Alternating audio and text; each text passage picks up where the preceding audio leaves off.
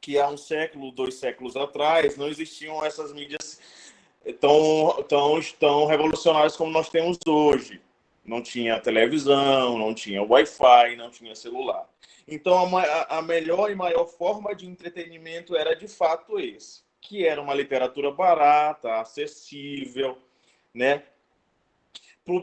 Publicações de folhas de jornais também eram muito baratas. Então, nessa época, vamos falar de um século atrás, a leitura era um maior entretenimento. Olha só que curioso, que interessante.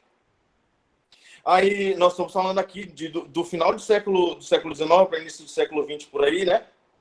Os Estados Unidos, eles estavam numa fase muito intensa de imigração. Vê bem, eles estava havendo muita imigração nos Estados Unidos, e isso, história pura, que vocês conseguem ver na BNCC, na sala de aula, quando vocês estão nas suas aulas de história.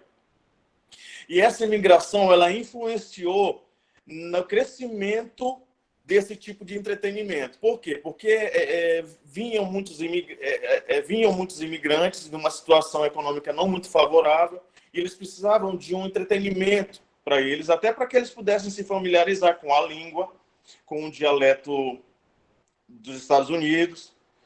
E aí a melhor forma foi ler, foi comprar, e essa literatura que era muito barata. Nesse contexto, nasceu a Marvel. Vocês conhecem bem essa indústria do entretenimento aí fabulosa, chamada de Marvel. Mas ela foi criada em 1939, galera. Nós estamos falando aí de 39, por Martin Goodman. Antes, ela se chamava Timely Comics, como vocês podem ver aí. Timely Comics ou Timely Publications, que tinha como super-heróis apenas o Tocha Humana e o Namor. A primeira história que eles contaram, saiu o nome Marvel Comics. Só que esse nome só seria usado de fato mais de 20 anos depois da primeira publicação, da primeira história. Com a demanda, devido a essa questão que eu estou falando para vocês, essa questão histórica da imigração muito forte nos Estados Unidos, e com a demanda muito grande, o Goodman resolveu ampliar sua equipe, contratar mais pessoas. Foi quando ele contratou seu primo Stanley Martin Lieber, ou Stan Lee. Na época, Stanley só tinha 17 anos. Vocês estão me ouvindo bem? Estão, né? Maravilha. Tenta gravar aí, André. Ele só tinha 17 anos e foi contratado como faz tudo. Como é que a gente chama hoje em dia? Acho que é office boy. Faz tudo. Escrevia, desenhava, animava.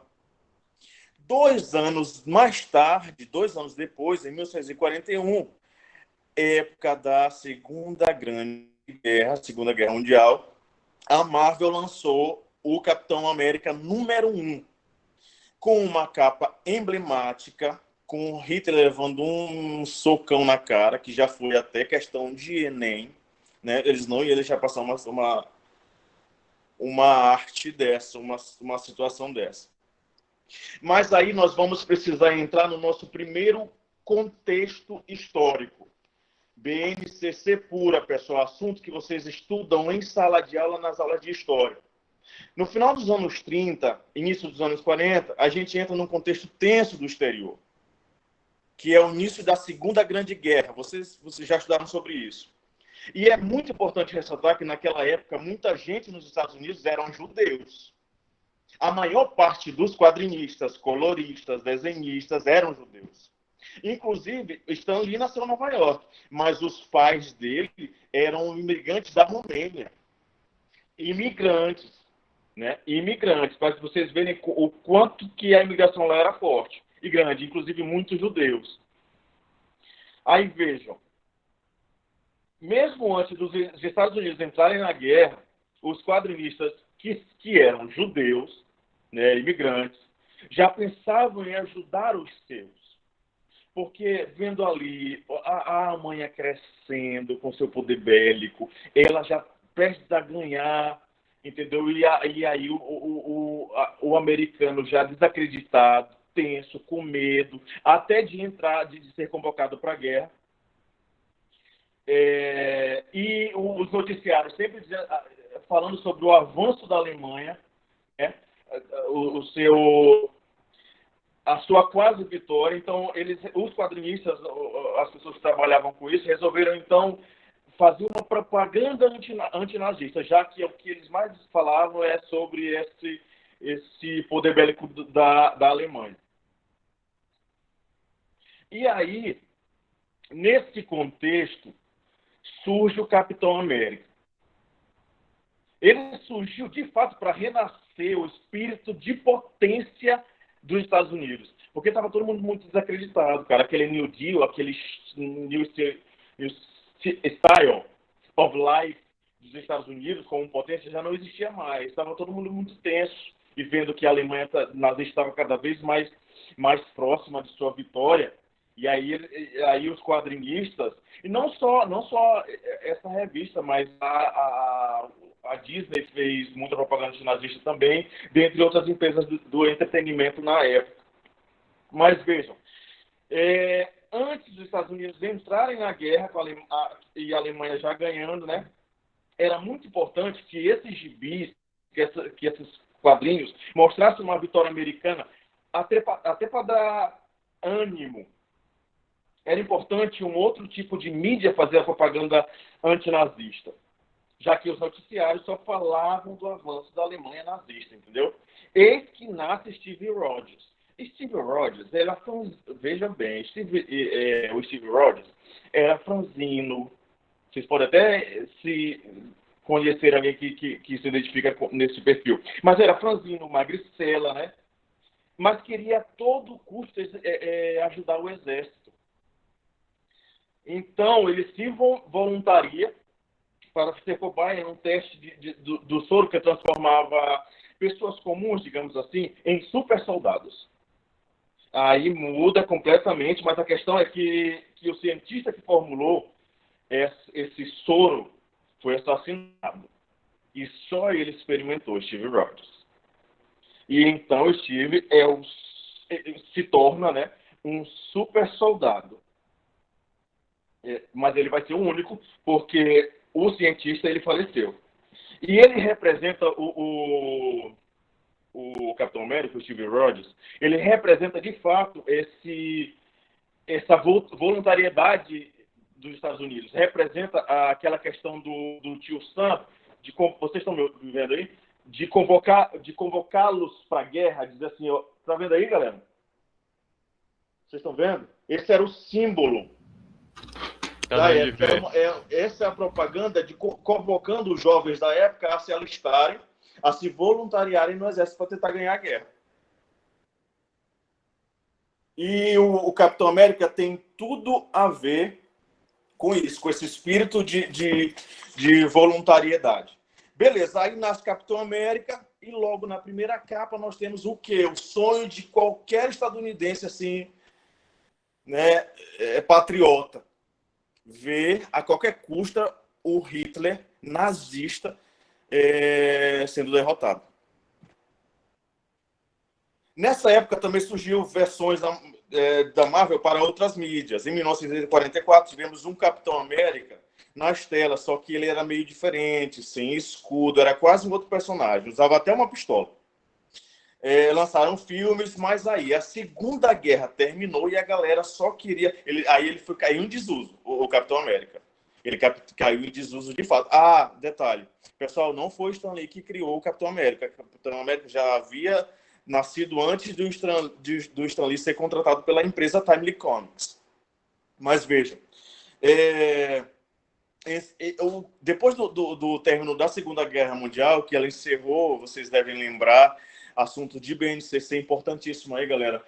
Ela encerrou com o lançamento das 2 bombas em Hiroshima e Nagasaki, né? Isso fez com que iniciasse a Guerra Fria e também se encerrasse a Segunda Grande Guerra. Foi um marco, né, histórico para o mundo. Mas vejam, a Marvel, nessa época que se chamava Timely, resolveu mudar o nome para se adaptar a essa nova tendência e passou a se chamar Atlas Comics. Atlas Comics. Até o final dos anos 50, a DC, a sua principal concorrente, começou a fazer muito sucesso com super-heróis como Flash, Lanterna Verde, Batman, Superman. E com a junção deles, chamada de quê? Chamada de quê? Liga Liga da da Justiça. Justiça. Pelo amor de Deus. Aí Stan Lee, galera, saturado de ter que ficar fazendo desenho quadrinho infantil, falar sobre faroeste e monstros, resolveu jogar tudo pro alto. Rapaz, cansei. Stan Lee, né, o criador desses super-heróis que a gente ama demais da conta. Resolveu jogar tudo para cima. Aí a mulher dele sugeriu que já que ele queria mesmo de fato se aposentar, sair desse ramo, então que ele fizesse para finalizar sua carreira nesse estilo, fizesse uma coisa que ele de fato gostava, entendeu? O que ele realmente queria.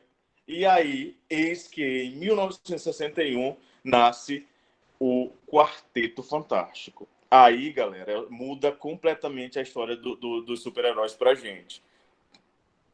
Porque agora a Marvel e a humanidade, digamos assim, as pessoas que liam os quadrinhos, tinham agora super-heróis em um mundo real, com problemas reais, que viviam em cidades como Nova York, não mais como Gotham City, cidades fictícias, né? Tinham problemas reais, trabalhavam, se ferravam como todos nós. Nem uniforme o quarteto de Fantastic Four, o Quarteto Fantástico tinha. Então era assim, uma espécie de heróis, né? Que não eram de fato heróis, não tinham nem uniformes. Isso criou uma identificação muito grande com o público. E nessa onda, isso, galera, ele criou porque ele de fato quis, né? Ele queria, já que ele ia embora mesmo, bom, eu vou criar isso aqui, pode ser que as pessoas gostem, se não gostarem, eu já estou me satisfazendo.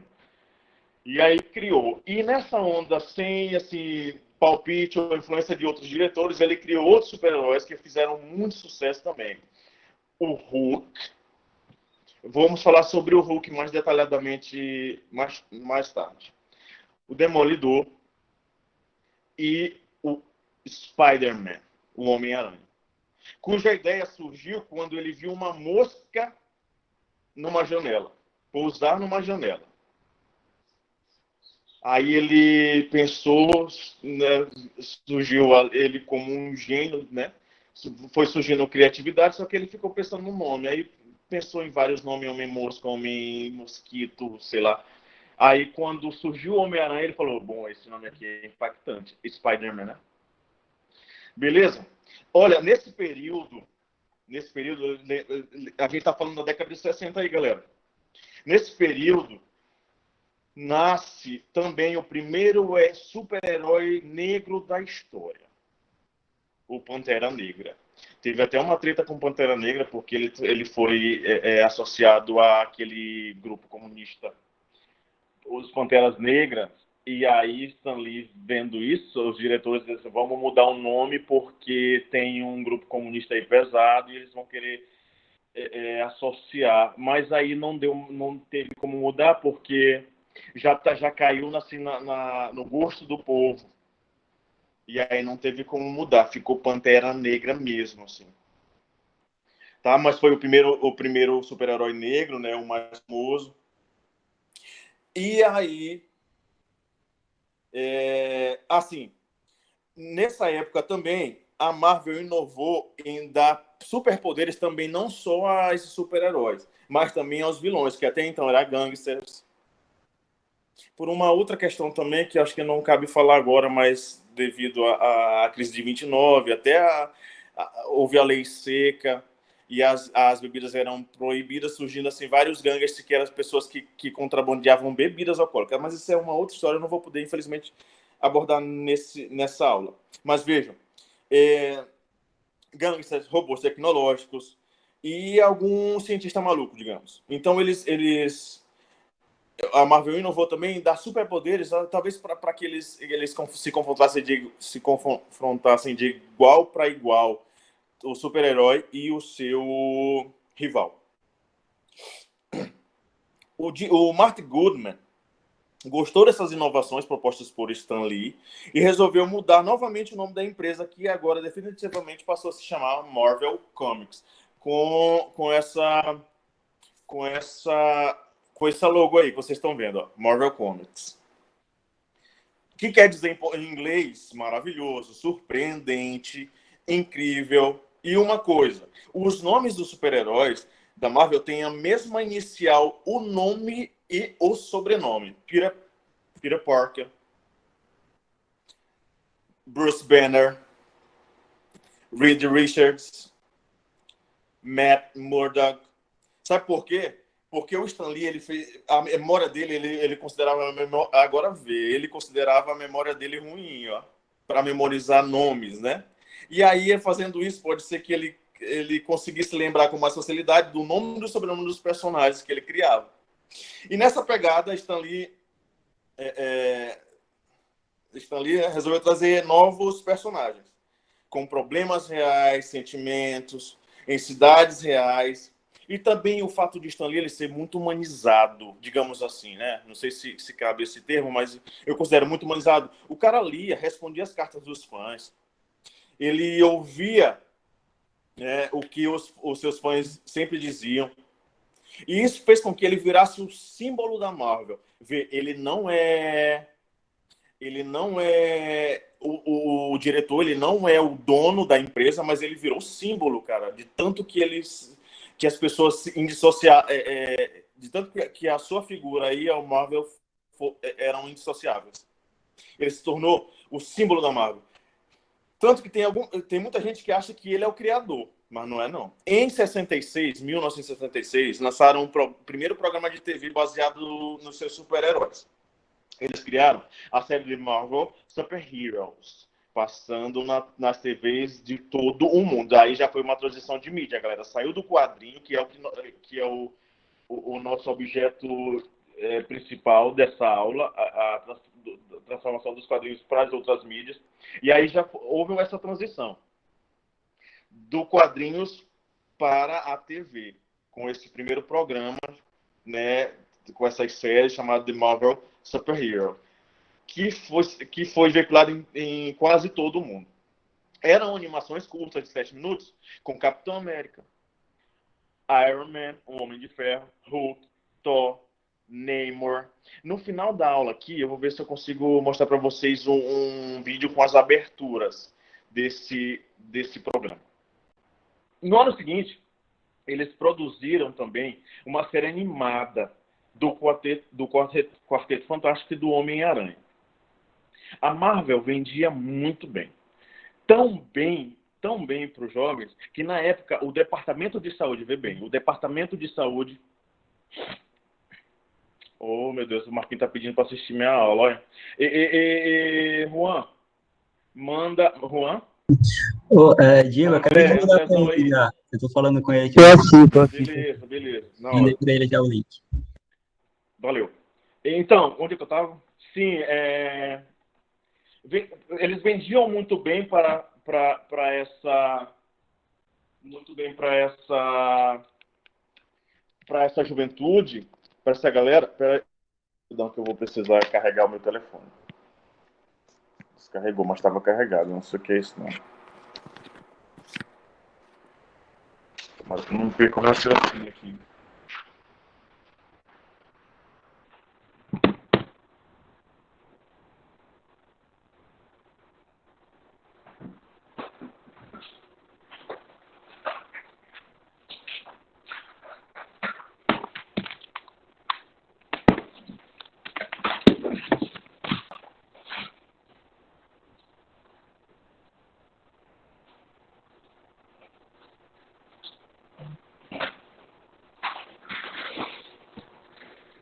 Beleza, voltei. Estão me ouvindo aí?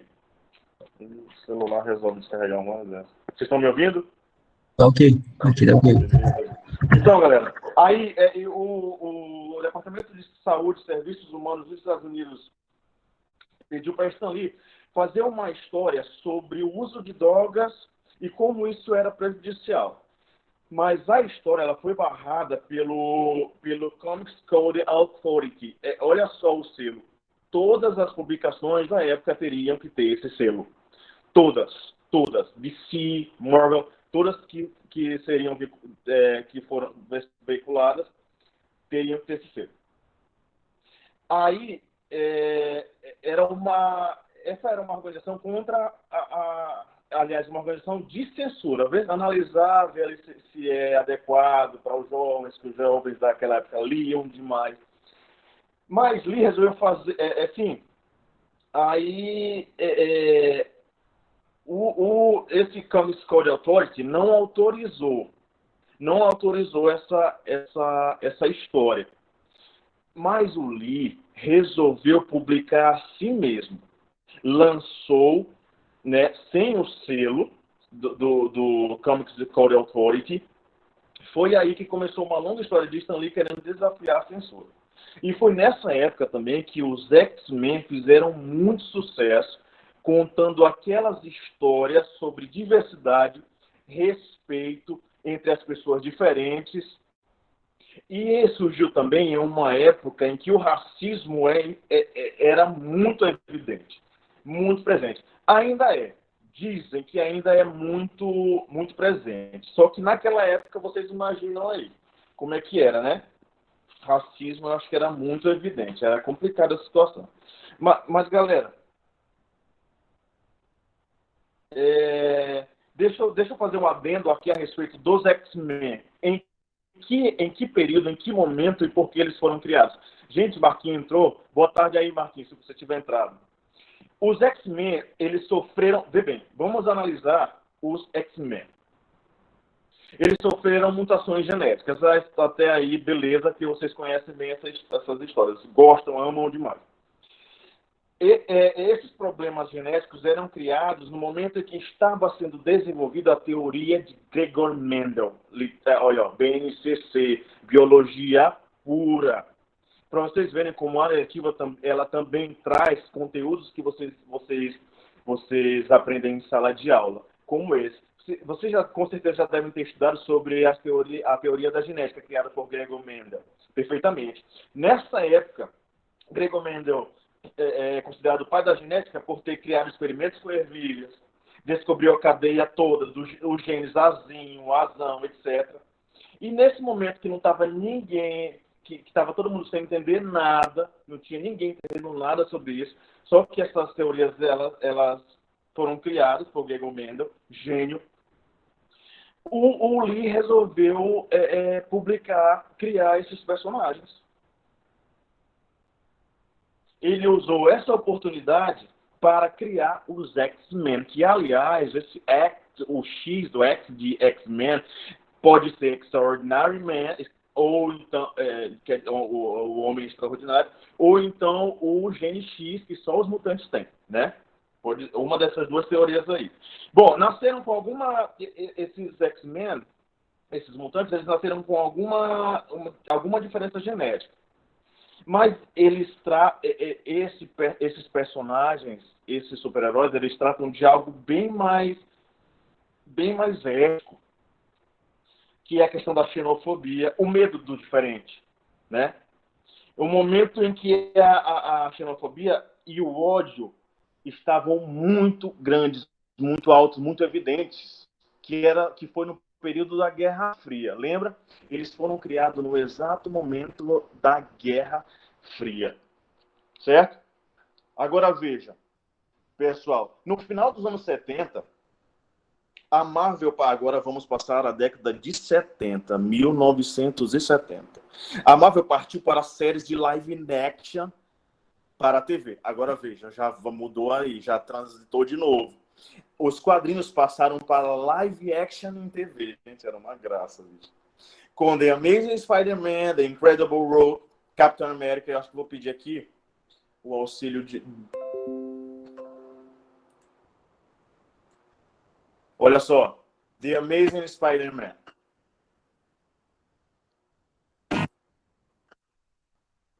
E...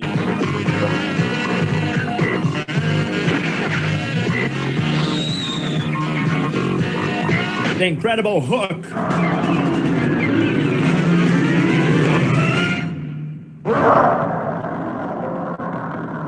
Capitão América.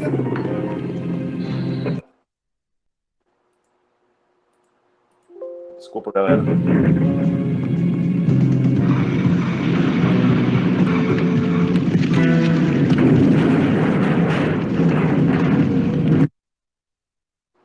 Beleza.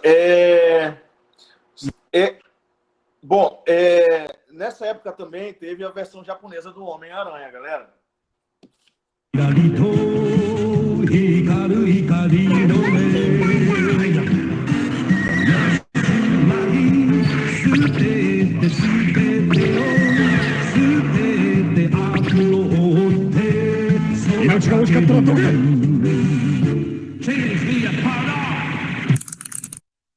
Galera, é porque vocês são de uma geração posterior, mas isso era bom demais isso daí, nossa senhora. Nos anos 90, foi a vez da Marvel entrar no mundo dos games. Aí, ó, transitou novamente, galera. Saiu das live actions, dos programas de TV. Bom, nós saímos do quadrinho, demos uma volta histórica aí sobre a Segunda Grande Guerra, a Guerra Fria, a teoria de Gregor Mendel, né? E fomos para a televisão e agora vamos passar para os videogames. Bom, o primeiro videogame lançado foi pela Marvel, obviamente, foi Spider-Man para Atari 2600. E o ano, adivinha? 1982. 1982, hein?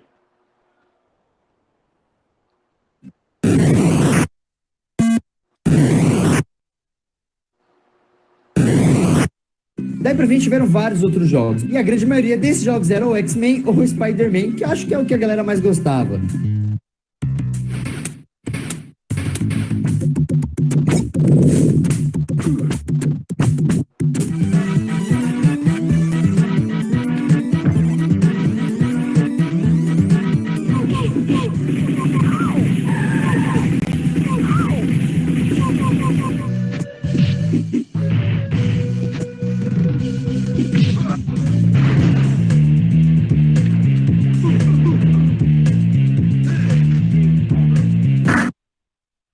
Beleza.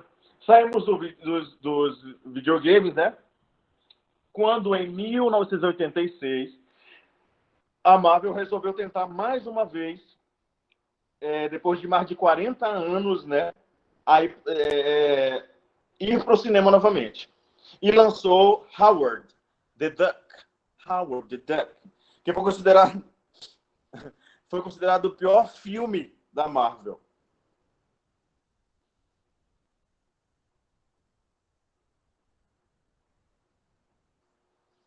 Tá pausado, peraí. That's it. No more Mr. Nice Duck. Huh? Let the female creature go. Uma mistura de Pato Donald com sei lá o que eles fizeram ali. No one laughs at a master of quack fu.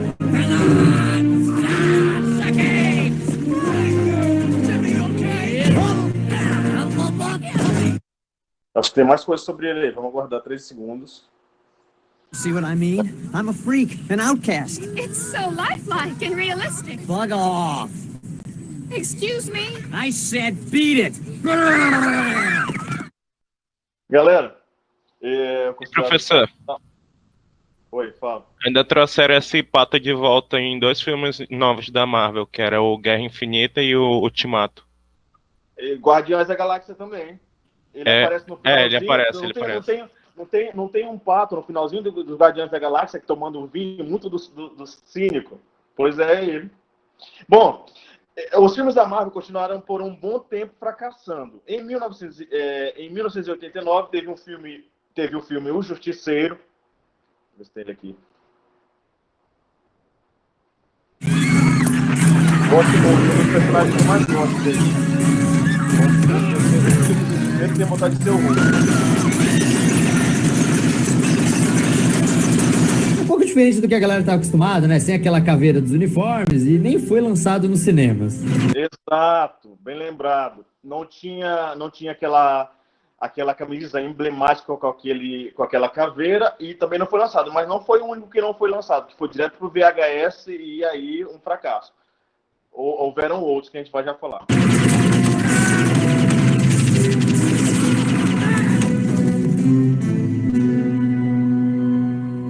Which way?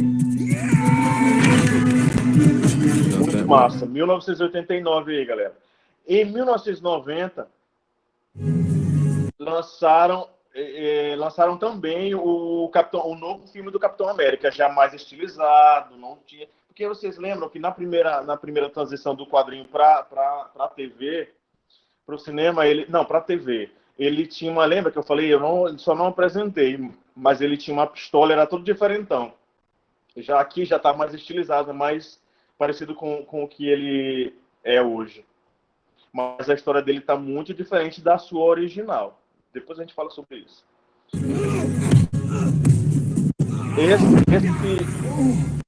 E quando eu falei sobre o nascimento do Capitão América, o que ele de fato representava para a sociedade estadunidense da época, eu esqueci de dizer que o maior rival dele, o arquirrival dele, o Caveira Vermelha, ele representa a ideologia Hydra, a ideologia nazista da Alemanha de Hitler daquela época. Ele, derrotando, conseguia fazer renascer aquele espírito ideológico de potência que os Estados Unidos tinham até então e haviam perdido ou se desestimulado, né? Dr. Pacelli has died,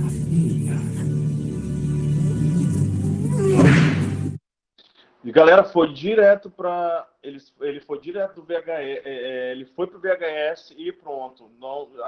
Ele não foi também um sucesso de crítica, não. Considero ele até um filme meio ruim, mas tem como é que fala? Tem o seu bucolismo, tem a sua felicidade em assistir. Bom, resolveram então, como não estava indo muito bem a questão dos filmes para o cinema, para VHS e tal, resolveram então, a Marvel, né, essa empresa resolveu então focar nas animações. Eles fizeram como fizeram as primeiras, aqueles primeiros seriados de live action de Marvel Super Hero. Pois eles resolveram focar nas animações e espalhar e distribuírem pelo mundo, né? Venderem para o mundo aí. E a gente assistia muito, antigamente, na Globo, naqueles... Ixi, que foi? Estão me ouvindo?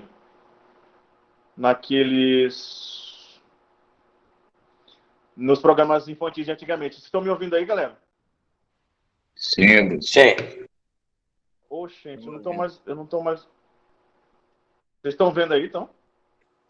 Não. O que está aparecendo para vocês aí? Só sua foto de perfil. Só tá aparecendo parou a Mas não era isso que era para aparecer, não. Pô, que coisa complicada que tá hoje, hein? Era para aparecer o coisa. Eu vi que você pode me auxiliar nisso aí, brother. Não sei o que foi aconteceu, não. O que você queria fazer? Aqui diz que você ainda tá apresentando. O que tá aparecendo aí para você? Nada, aqui tá aparecendo só a tela de apresentação, mas não tem nada, tá tudo escuro, tudo preto. Deixa eu ver aqui. Você não tá apresentando nada pra gente, esse é o... Ah, deixa eu ver aqui. Eu acho que eu devo ter... Será que foi encerrada a reunião? Não acredito. Não, né? Pra mim aqui eu vou ter que participar de novo, cara. Que coisa. E agora, o que tá aparecendo aí? Que coisa. Beleza. Voltou, né? Valeu. Ei, sufoco, meu amigo. Bom, mas enfim. Tava falando sobre o que mesmo? Sim. Aí, galera, eles focaram nas animações e distribuíram aí pelo mundo. Algumas emissoras compraram e tal. Aqui a gente assistia nos programas infantis de antigamente. Eram vários, né? Xuxa, Angélica, TV Colosso, etc. Bom, outra série de muito sucesso também foi Spider-Man Animated in the Series. Spider-Man Animated in the Series. Tem um episódio, inclusive, que o Aranha encontra o Mas vejam, olha as animações dessa época.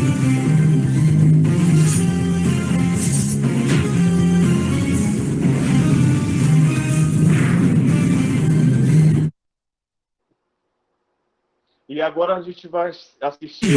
Nossa! Uau! Sabe, Aranha, eu sempre quis balançar uma teia de verdade.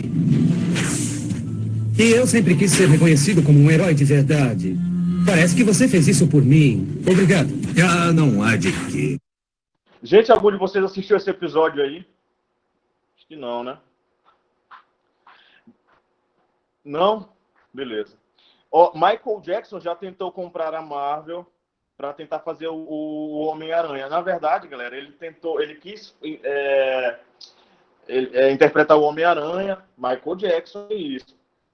E aí eles disseram não, Stanley disse, rapaz, não, que eu não vou, tu não tem nem o perfil de Homem-Aranha, como é que você vai querer interpretar o Homem-Aranha no cinema? E ele com todo sua pompa lá, então resolveu querer comprar a Marvel toda, a empresa inteira, Michael Jackson.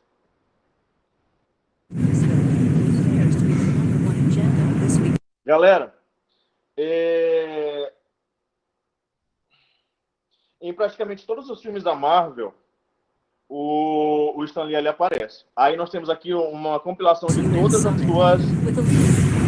suas aparições nos filmes aí, ó. A descrição tá aqui em cima aí.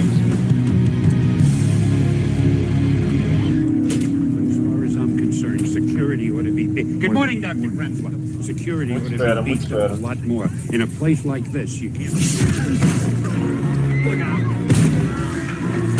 Welcome back to the Baxter, Dr. Richards. I've got the usual for you. Good to have you back, sir. Thanks, Billy.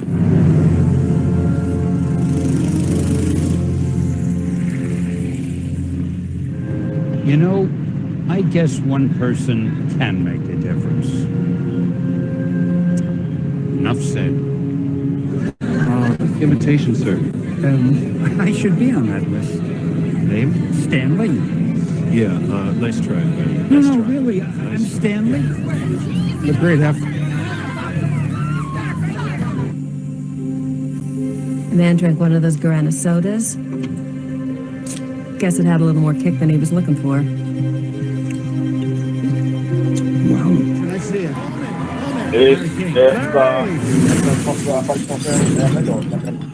Did it work? Captain, that's your cue.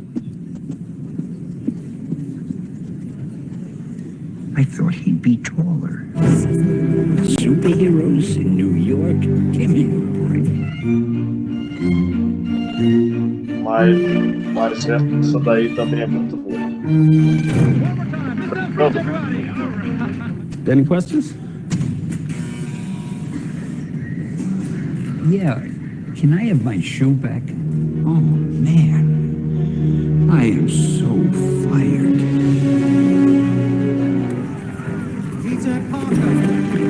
I think I know that guy. Look at Mr. Smiles over here. You like cartoons? Where's your wife, old man? What a Class A prevert. Galera, tem uma parte aqui que ele fala da questão do Michael He Jackson. wanted to be Spider-Man, to buy the rights to Spider-Man. I think he wanted to play the part of Peter Parker. He never said that, but I gathered that. When I told him I didn't think the company would sell it, he then wanted to buy Marvel. He said, well, then I'll buy Marvel.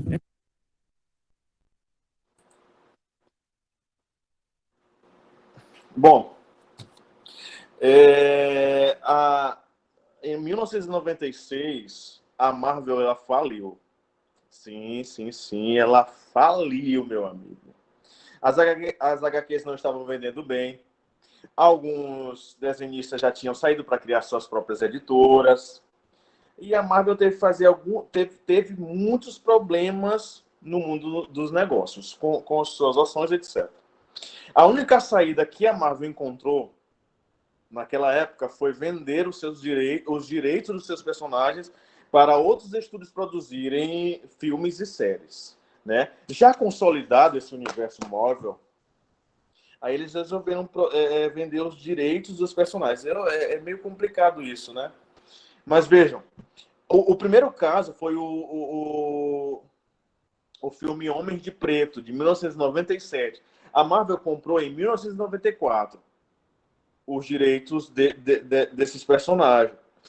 Aí, o incrível sucesso de MIB, Men in Black, Homens de Preto, foi graças à colaboração da Marvel e a colaboração das duas, né? Da Marvel e da Columbia Pictures, para depois lançarem outros filmes. Aí essa junção foi tão... Essa sociedade foi tão legal, foi tão produtiva, que eles resolveram promover, lançar outros filmes. De igual sucesso também. Exemplo, o Homem-Aranha, que a gente vai ver daqui a pouco.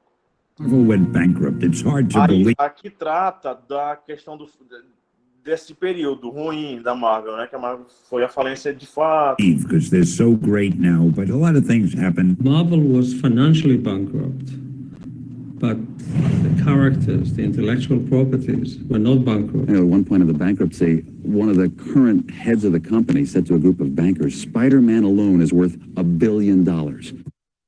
Nossa Senhora. O que mais? É o filme que eu me referi, de 1997.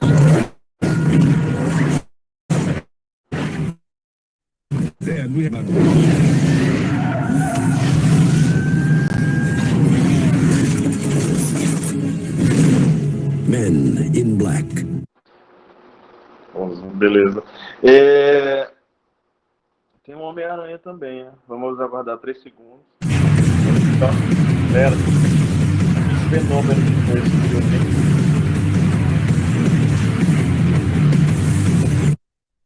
A distribuição foi da Columbia, né? Essa produção foi aí fizeram em conjunto essas duas empresas do entretenimento. O que ajudou também a Marvel a se reerguer foi esse filme aí. Ele é interessante, ele é de 1998, o Blade, Caçador de Vampiros. Porque ele arrecadou, olha só, tá aí em cima da descrição, ele arrecadou, olha aí a quantidade de milhões que ele arrecadou. Dinheiro demais, 190,1 milhões.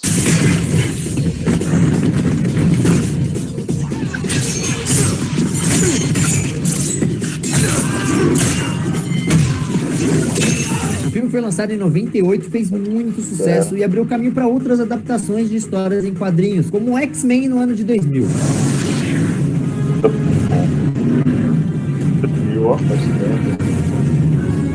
I'll take care of you. Na época, o uniforme preto dos X-Men foi um pouco criticado, mas a Marvel... Essa é uma curiosidade, é um fato que eu não sabia, acho que a maioria de nós não sabia, que ele foi criticado esse uniforme preto, ó, bonito pra caramba desse Ele saiu por cima e criou umas histórias fora da cronologia normal, com o Ultimate Marvel, que foi lançado no Brasil como Marvel Millennium, onde eles faziam uns reboots nos personagens para conquistar novos leitores. Isso ajudou muito a empresa a voltar a lucrar também nos quadrinhos. We were always expanding. I mean, Stan had started it, but it was always like, here's where we are, where can we go next? Out of the ashes of the bankruptcy came a company that was much stronger and much more able to think about itself as beyond a comic book publishing company. Galera, meus queridos, nos anos seguintes tivemos várias adaptações, né, de heróis da Marvel, mas a Marvel não tinha muito controle sobre essas adaptações, uma vez que eles tinham vendido os direitos dos personagens e, portanto, não tinham muito o que fazer. Eles não independente se o filme fosse um sucesso de público ou não, aí já não era mais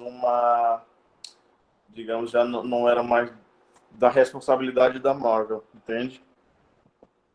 Aí eles não podiam também vetar ideias ruins, não podia fazer nada, só eles tinham que aceitar mesmo. os filmes e como eles eram produzidos, a história das personagens, etc. Às vezes davam sorte, como foi o caso do Homem-Aranha, produzido pela Columbia e distribuído pela Sony, né? E às vezes davam um azar, como foi a questão do Demolidor, galera. O Demolidor ele não foi um sucesso de público e também de crítica, não foi. Eu não sei se ele tá aqui, deixa eu ver. Não, não tá. Bom, a gente vai ver agora alguns filmes da Marvel que não foram produzidos pela Marvel, mas que aí tem a quantidade de milhões que arrecadaram, etc.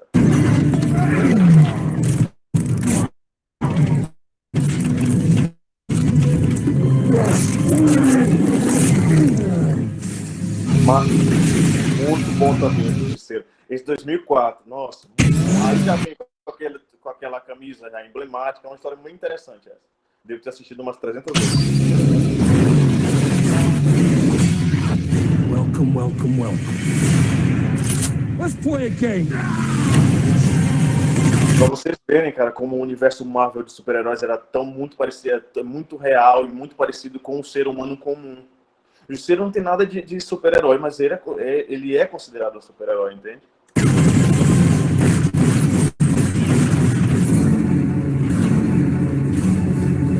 Distribuído pela Columbia, esse, hein?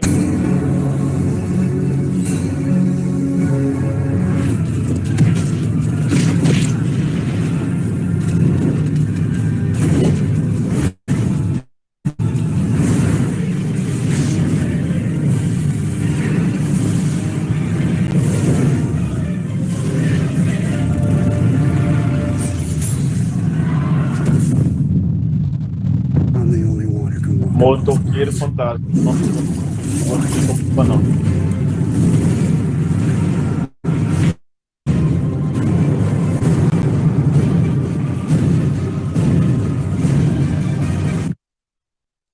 Beleza, galera. Então foi quando a Marvel, em 2018, resolveu arrumar as coisas, vamos usar esses termos, arrumar as coisas e apostaram tudo que tinham num primeiro filme produzido pelos estúdios Marvel. Vejam, o direito desse próximo filme, desse primeiro filme produzido pelos estúdios Marvel, eles não venderam, era o direito deles, de fato, de produzirem como eles queriam.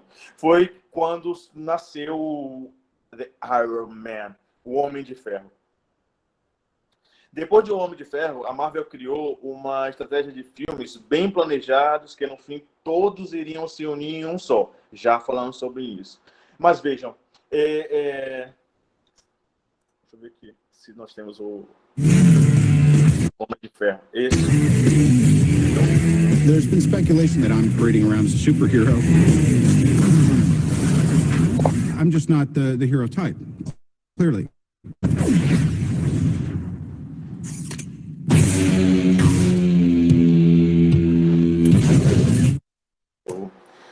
Robert Downey Jr. é quem estrela, quem protagoniza esse filme. Ele entregou, segundo a crítica, ele entregou o Homem de Ferro perfeito. Os fãs foram uma loucura. E no final do filme ainda aparece Nick Fury. Não sei se vocês vão lembrar, com certeza vocês vão lembrar. Falando sobre a iniciativa Vingadores. E aí vem toda a história dessas fases da Marvel, né? Que mais? Ele arrecadou mais de 300 milhões de dólares em bilheteria. Nessa época, na época em que ele foi lançado, isso era algo incrível, inédito. E ainda mais para um primeiro filme produzido pelos estúdios Marvel. Entendeu? Agora, galera, eu gostaria de falar sobre... Eu quero só uma... Deixa eu só ver uma coisa aqui rapidinho. Ainda temos alguma coisa sobre o Homem de Ferro. Eu queria falar sobre o Homem de Ferro aqui, porque, veja, não é simplesmente nós sabermos sobre como esse quadrinho ele foi para esse outro tipo de mídia. Aí nós vamos ter que entrar em um contexto histórico também, que é fundamental para que a gente saiba, que a gente aprenda, né? Que é um período também muito marcante da nossa história, a história da humanidade. Bom, o Iron Man, o Homem de Ferro, ele nasceu num dos episódios mais marcantes, de fato, da nossa história, que foi a Guerra Fria. Vocês sabem, né? Aliás, ele nasceu na Guerra do Vietnã, né, que eclodiu no período da Guerra Fria. Foi um conflito entre Vietnã do Norte e Vietnã do Sul, pela unificação, que uma era socialista, a outra era capitalista. Isso daí só podia gerar um conflito, né? Uma guerra. Os Estados Unidos interferiram. Eles resolveram, não, vamos ajudar aí nossos parceiros. E aí foi ruim, foi um desastre. Porque eles entraram e acabaram não auxiliando nada, nem venceram a guerra, nem conseguiram auxiliar na vitória da guerra. Bom, nesse contexto, surge um cara gênio, playboy, filantropo, e que produzia armas. E viu uma grande oportunidade nesse cenário, agora, para novos consumidores, a Guerra do Vietnã. O que foi que ele fez? Resolveu ir visitar o Vietnã, expor as suas produções, o que a empresa dele produzia, só que ele foi capturado pelos Vietcongos. Mas vejamos, isso é o que a história criada pelo Stan Lee conta. Ele foi capturado pelos Vietcongos, que eram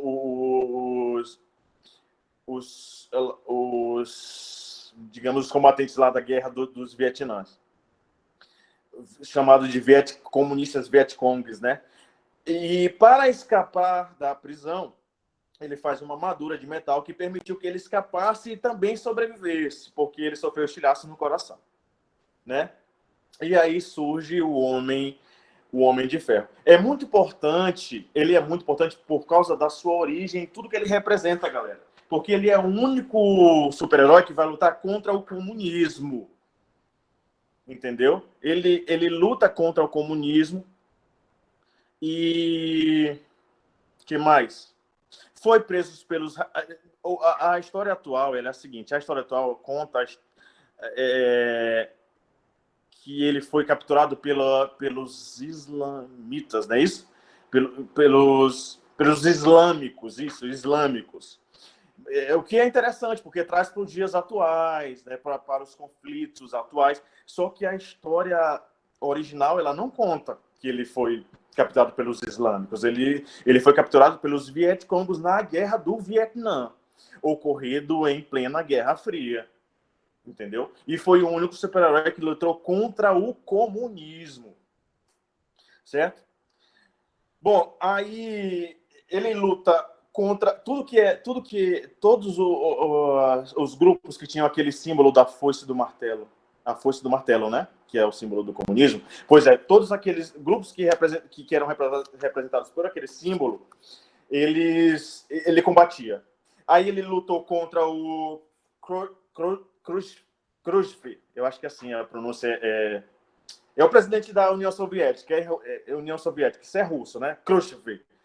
Pois é, ele luta contra o Khrushchev, presidente da União Soviética da época, luta contra vilões que usavam o martelo e a foice como escudo, certo?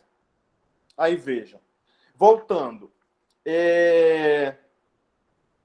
depois desse sucesso todo do Homem de Ferro, e aí eles vão resolver os filmes. Através Asgard and all the realms, and nothing but a boy trying to prove himself a man.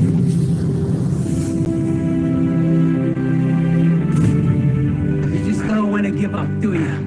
Hang on this all day. What made you so special? Nothing. I'm just a kid from Brooklyn. You think you're the only superhero in the world? You become part of a bigger universe. Eu acho que é bom. Bom, galera, com esse universo já consolidado, né? Eles resolveram, então, unificar todo aquele universo dos filmes, sempre dando uma dica do próximo filme, isso vocês sabem.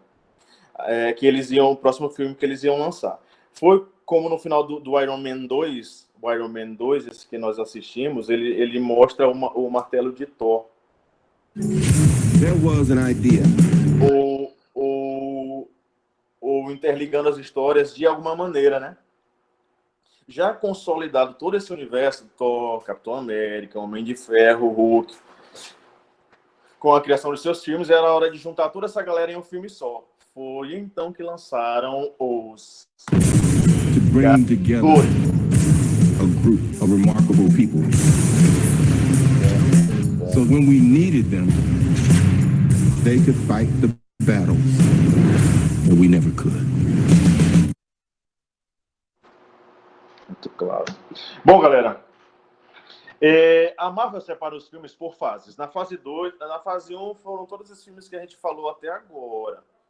Que eu tenho certeza que vocês sabem quais são. Na fase 2 tivemos o Iron Man 3, Thor, O Mundo Sombrio. Me corrige se eu estiver errado aí, os fera aí da Marvel. Raposo, Juan André. O Capitão América, o Soldado Invernal. Esse universo todo consolidado, né, e entrando dinheiro, muito dinheiro entrando, graças a Deus, sucesso em bilheteria, resolveram fazer filmes com heróis desconhecidos do grande público, como é o caso dos Guardiões da Galáxia. Acho que não tem, não. Né, os Guardiões da Galáxia, que foi um filme de grande sucesso, em 2014. A fase 2 terminou com Vingadores, A Era de Ultron e O Homem-Formiga, que recebeu boas críticas, né? O Homem-Formiga. Na fase 3, a gente tem o Capitão América Guerra Civil, Doutor Estranho, 2016, Guardiãs da Galáxia 2, de 2017, Homem-Aranha, de 2017 também, Thor Ragnarok, 2017 também, quase no mesmo ano eles lançam 3 filmes. Potência, né? Vingadores Guerra Infinita, Pantera Negra, Capitão Marvel, tudo de 2018. E Inumanos, também de 2018. Em 2009, a Disney compra por 4 bilhões de dólares a Marvel. Mas, na prática, a Marvel continua sendo administrada independentemente. A diferença é que agora algumas decisões são tomadas em conjunto com a Disney. Além da distribuição, a Disney também ajudava a Marvel com inúmeras parcerias de licenciamento de produtos e controles de qualidade. Tem um personagem, Big Hero, que é da Marvel, né, mas em um universo muito parecido com os da Disney. E aí... E assim vai. Galera, nesse é Marvel? Oi? Esse desenho é da Marvel? Se for o mesmo que eu tô pensando. Ele é da Marvel, só que assim, o universo distribuído, um universo muito parecido com o da Disney, entende? O Big Hero. Sou muito fã dele, não. Gente, eu amo, mas assim, eu acho uma crueldade ter matado o irmão dele. Quer dizer, ele morreu, né? Mas...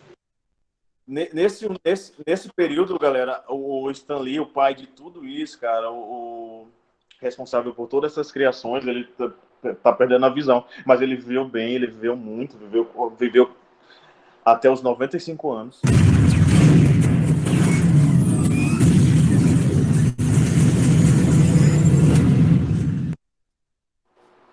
Galera, eu havia prometido a vocês... Ai, caramba. Eu havia prometido a vocês o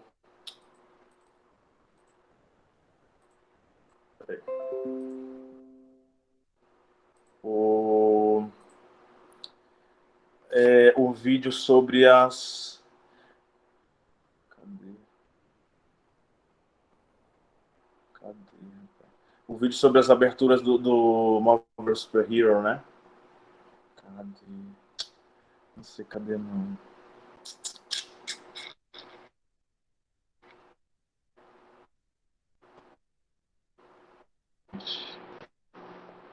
Vou ficar devendo para vocês, galera. Mas a gente pode ir aqui no YouTube.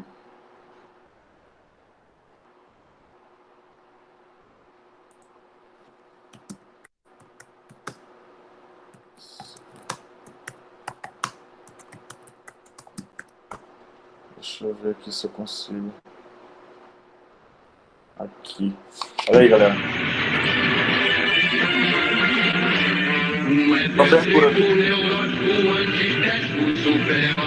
É metálico, eletromagnético, super-herói. É aquático, exótico, magnífico, super-herói. Os Marvel super-heróis são geniais. Super força da cabeça até os pés. A pupila não comecem no revés. E mais um viking imortal com martelo infernal. E o galante lançador do escudo voador. Campeões universais e lutadores em iguais. Os Marvel super-heróis são geniais.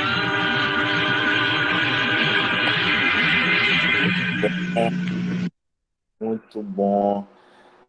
Galera, então, senhores, é isso então. Vou aqui minha câmera. Capitão América. Versão brasileira, Marshmallow, São Paulo. E aí, galera? Então é isso, pessoal. Alguma pergunta? Não. Nenhuma pergunta.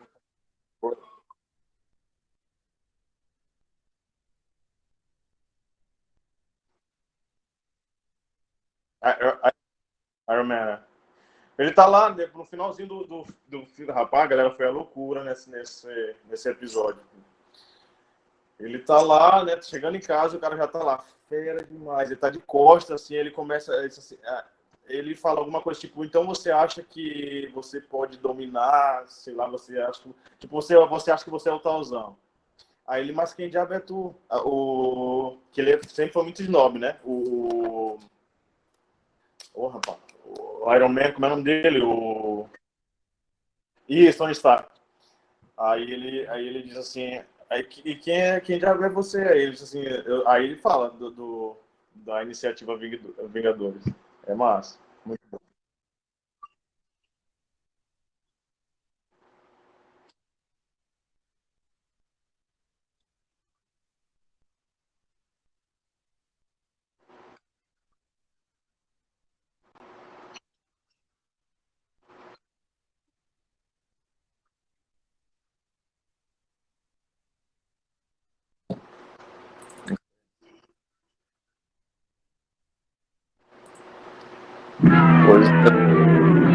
Bom, isso aí, mas é isso mesmo. Bom, então é isso, senhores. Nenhuma dúvida. E André, disse que tu conseguiu gravar aí, brother.